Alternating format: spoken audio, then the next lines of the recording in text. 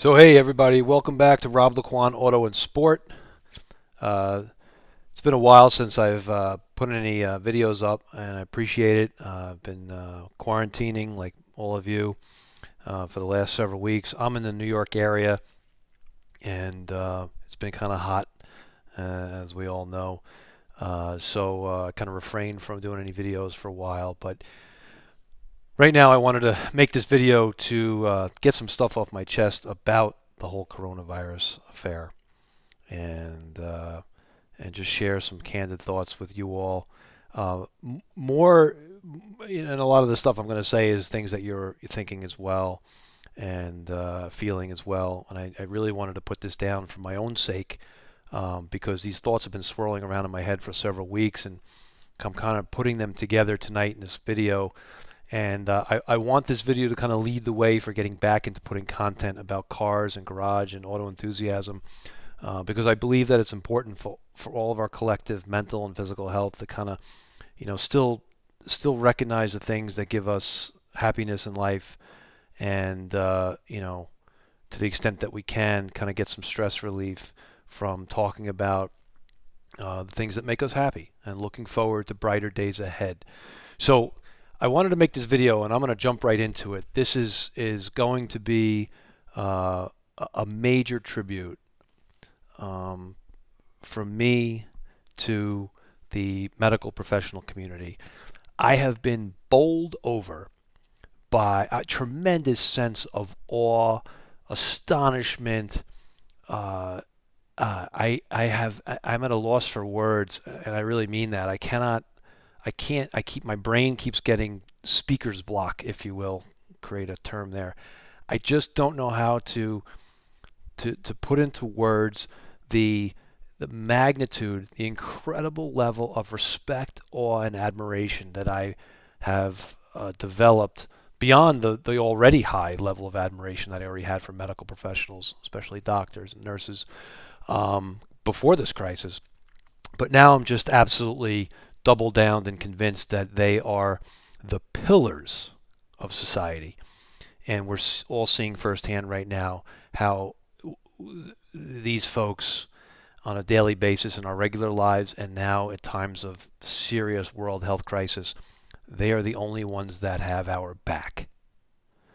Literally, they are the equivalent of the frontline trench military in this war for us. And without them and everything that they're doing and the unbelievable sacrifice that they're making, and I'm going to get into that, I'm going to dive deep on that in a little bit. But just to set the table, the magnitude of what they're doing is not lost on me. I know it's not lost on you. And I wanted to put this video down so years from now, when we move on with our lives and we go back to trivial things like talking about cars and garages and racing and other people talk about their pursuits and their fun and all that, that we remember just what these folks did for us here on the battlefield today. I mean, they got to build statues for these people. It's just incredible.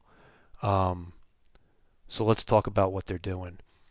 I'm in New York. We're on hopefully we're on what they believe is the end of the plateau, or the downswing in the infection and the hospitalization rate. And it's a testament and a direct result of the quarantining that we're all doing ourselves by staying home, staying away from each other, social distancing, the whole thing. That's working. The virus hasn't suddenly decided to leave town and fly to another planet. It didn't suddenly heal itself. People didn't suddenly develop immunity. Nothing different has happened about this virus other than the fact that it can't jump from human to human anymore as much as it used to, because we're staying away from each other. We're doing exactly what we've been told to do. And there's no vaccine, and there's no vaccine for quite a while on the horizon. So the reality is, the only thing that's giving us some hope and promise right now, on top of the incredible work that the doctors are doing, is the fact that we're doing our part by not making it worse and letting it spread. So none of that would be an issue if we didn't have the tremendous sacrifice by doctors, nurses, and ambulance personnel all across the country, all across the world, frankly, because this is going on everywhere at the same time on the entire planet. Uh, these people are just, I mean, I, they're just amazing, amazing people. We don't know a lot of the stuff that they're doing right now because we don't see it with camera crews. There aren't a lot of, live on the scene with so and so. I'm here at the hospital. You're not seeing a lot of that because they're not letting a lot of live teams into hospitals where there's incredible triage going on. Number one, they'd be in the way. Number two, they're likely to get sick themselves being in such an atmosphere, so they don't go. And so the problem with that is, well, it's not a problem. The consequence of that is we don't really, as a society, get to see the the sickening level of intensity that those doctors and hospital workers are going through right now, especially in the hot zones. And the stories will be told, and hopefully there is some video footage of that, and it'll all be put together in documentaries and so forth down the line when they start making that stuff again. And we'll all get to see just how tremendous and significant the hurdles they jump through, and the sacrifices many of them made to kind of put aside their regular practice and step into a sort of non-practicing role and do some medicine that they hadn't maybe been trained for or hadn't done in a long time or hadn't learned about since medical school or nursing school, and they all had to play a new part. And these people are genuine heroes of the highest level ever in society, because if it wasn't for them and they weren't there to do it, we didn't have them doing it because of their own sense of professionalism and ethics and morals.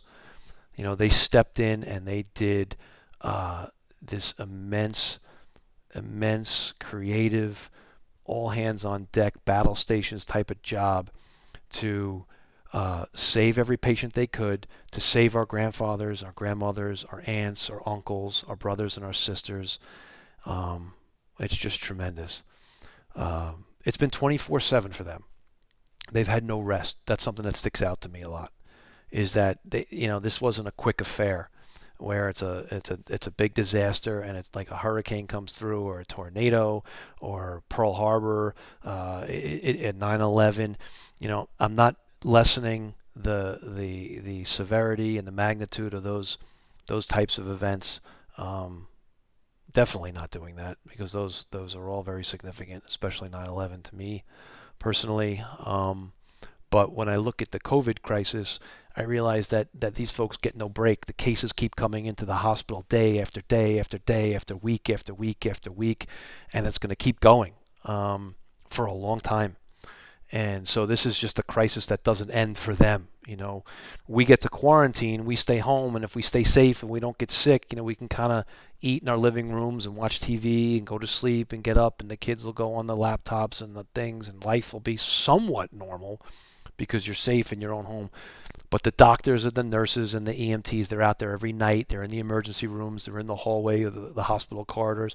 They're in the ambulances racing from a person's apartment to a person's house, that's calling 911. They can't breathe. This is going on all the time.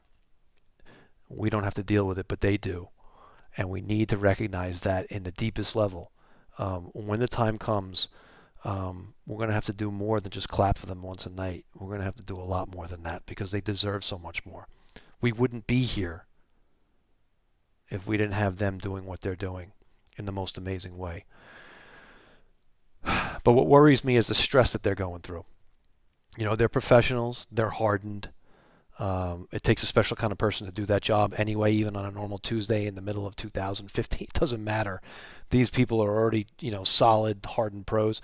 But the reality is the stress of the schedule for them, the constant triaging, the constant expiration of people on their beds and their ventilators, and then having to bring new people in and go right through the same exercise. I'm assuming, I don't know anything for real about this, but I'm assuming that a lot of the worst patients can't talk. They're being intubated. They can't breathe. They're probably not sentient anymore. They may be under severe medication. And so the doctors really are just running from people who are going through one bout of extreme suffering to another. And they get to see people at their very worst, about to die. And hopefully in some situations they'll save them, and in many situations they don't. And then right after somebody maybe passes away, another person comes in to use that bed, and they got to go right through that again on the same shift, and they got to come in tomorrow and the day after, and it keeps going on. It's been going on since February, and now it's going to keep going on probably, for for the rest of the spring into the summer, possibly into the fall. And I just cannot fathom how deep and dark that is for them in terms of the stress load that just does not abate. There's no rest for them. The cycle just keeps perpetuating. Um, it's incredible. I don't have anything to compare it to in my life of reading history, or even using my own imagination. I can't think of anything to compare the repetitive stress cycle that they're going through. And then you add to that the mix of the tremendous loss that they're exposed to. You have doctors and nurses and ambulance workers that are seeing more death than they've ever seen in their life, and they're seeing it over and over. And many of them may feel helpless about it. Many of them may take it to heart. As hardened and as professional as they are, it has to affect them on some profound level that we don't understand yet. And it's not unimaginable to think that many of them are going to come down with post-traumatic stress disorder as a result of everything that they're seeing. And that's truly unfortunate because these people are heroes. And some of them may come through this unscathed in terms of their mental health or their physical health, but they'll have memories. And it'll make them a different person. And you just don't know the back end scale of all this exposure to loss and suffering. And then there's the added dynamic of the fact that they often are the last people that these folks who are passing away from this disease are seeing, because they can't be with their family and the families are not there with them to hold their hand. It's the doctor, it's the nurse that's seeing this. And they're the last person that they get to deal with. And I know they're tucking away those feelings right now, I'm assuming, but they're going to come back.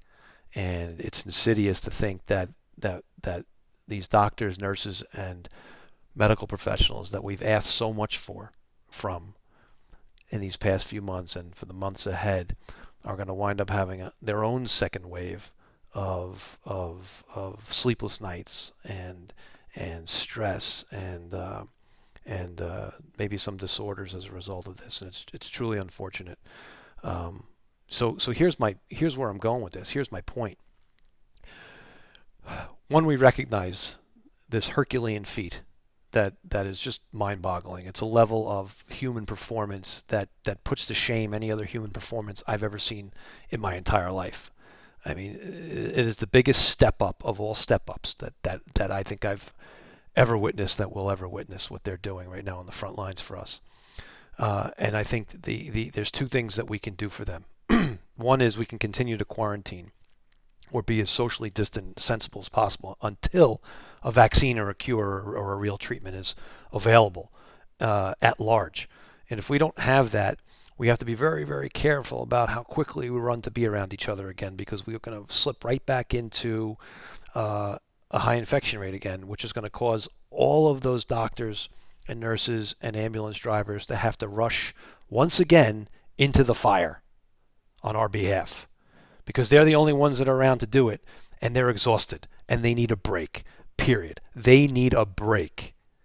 And it's up to us to give them that break by doing the right thing and not being silly and going around and infecting people that we don't realize we're infecting because we otherwise feel well. And that's the insidious nature of the COVID virus, is that it propagates and passes from person to person, not when they're sick, but when they don't know they have it, so they couldn't do anything about it. And the ones who pay the price for that are the people who get sick, and the doctors and the nurses and the ambulance workers and the health professionals that have to go into that zone of high danger on a daily basis to save as many lives as they can, or ease the amount of suffering for as many people as they can. And we owe it to them to give them a break. They have to get some rest. Let them enjoy the downswing of the infection rate more than the rest of us. Let them go home, try to get some sleep, try to take a break before they have to go back again. It's critical. They need a break, period. I also hope that in the next few months that corporations that manufacture equipment and the governments that pay the bill and make the orders for that manufacturing really do an earnest job of reboosting the stockpile for all the things that we didn't have enough of. I hope that we know now to go get them and make them as quickly as possible. So if there's a second wave, or there's another outbreak, or the vaccine is pushed off for whatever reason, that we have enough supplies. We don't ever want to be in a situation again where we're shorthanded with the stuff that we really need to take care of the virus and the patients. I'm sure it angers everybody that America, the richest, most powerful nation on earth, the nation with more disposable collective income than any country, is suffering the worst from this and has the same shortages that everybody else has in critical equipment. Let's use this time on the downslope to rebuild our stockpiles. There's no shame in having too much of these masks, too much of these ventilators, too much of this equipment laying around afterwards. We can stockpile it for the next virus. It's the sensible thing to do. And as a taxpayer, personally, speaking for myself only, I don't have a problem with paying an extra couple bucks for a stockpile of stuff that we may need one day that may save our lives. I'm shocked that we didn't have it, and fool me once, fool me twice. Let's go get it now, and let's have it for the next time. So, man, I hate to sound lecturing. This really is a kind of get it off my chest appreciation video for any first responder of the medical community out there, and including our police officers too, and firefighters who have to go into the zone of exposure on a daily basis to do their jobs to keep us safe. It's another tremendous effort, Herculean in its own right, and they deserve a recognition too. And it makes me really appreciate the fact that, I'm not a first responder.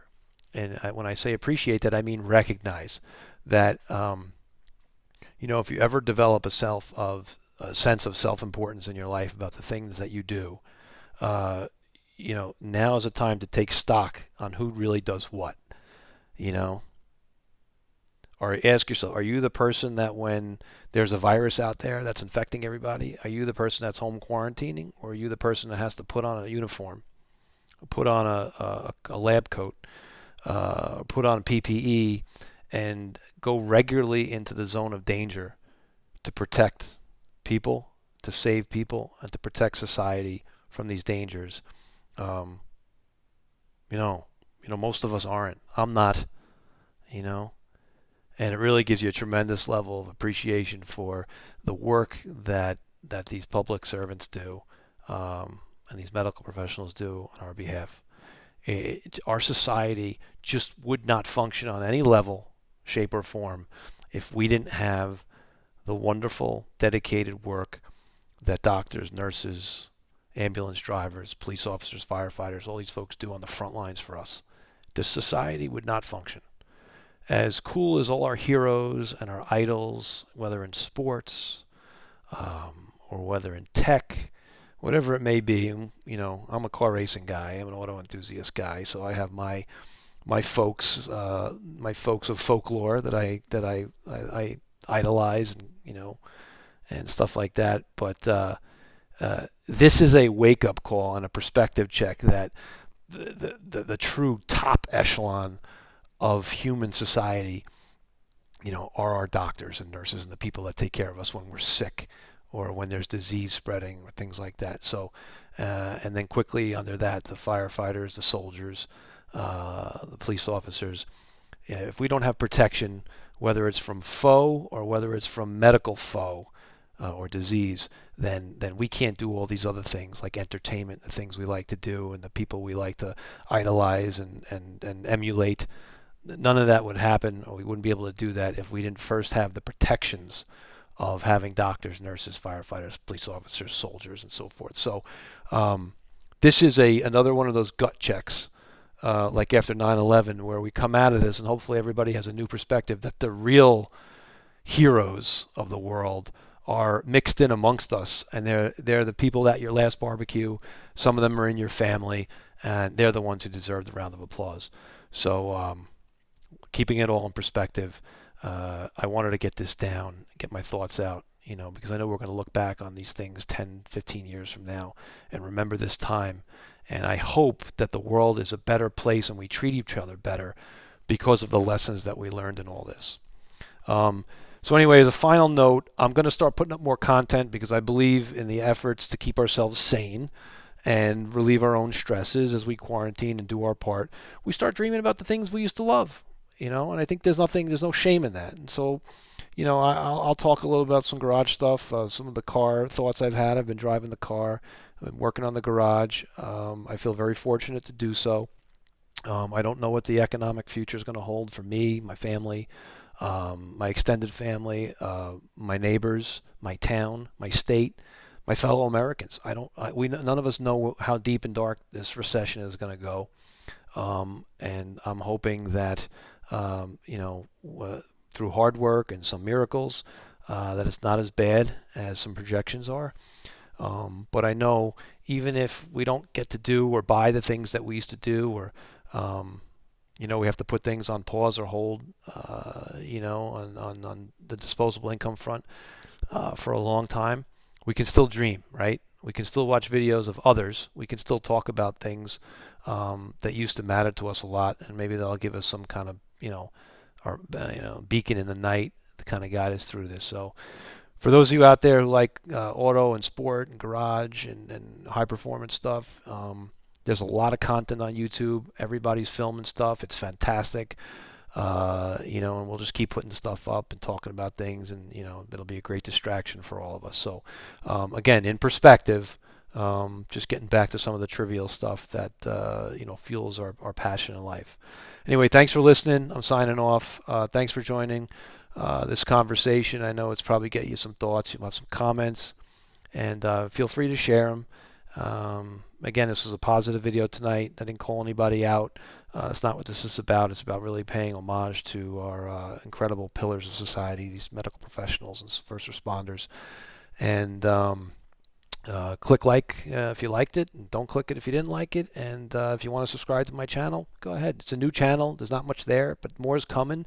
And I appreciate your support. Have a good night. Stay safe.